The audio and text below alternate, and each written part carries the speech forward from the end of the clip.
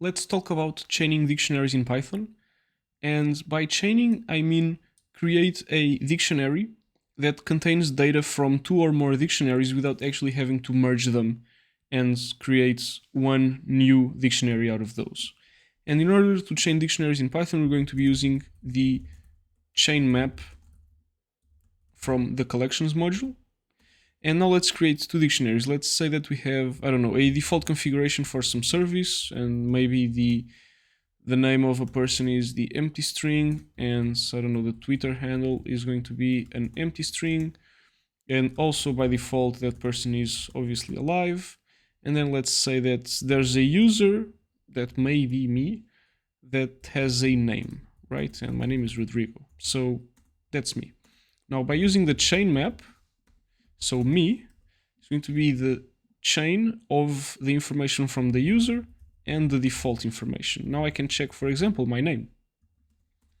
And it will take the name from the first dictionary that has that key. So user has a key name, and so it gets that value from there.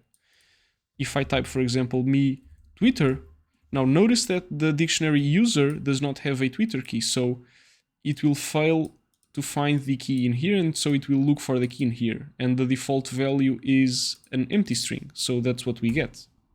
Now what's cool about using ChainMap is that these dictionaries can be updated and the changes will be reflected in the chaining of those dictionaries. So for example, if the user now suddenly has a Twitter handle, so this is my Twitter, blog. So this is my Twitter handle. Notice this was the user dictionary, but now the combination of the two dictionaries, the chain map object, now has the updated value. Because it was the empty string before, because it was getting that value from the default dictionary.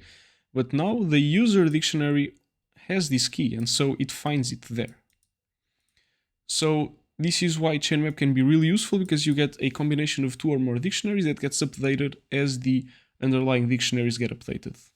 So I hope this was useful, and I'll see you soon.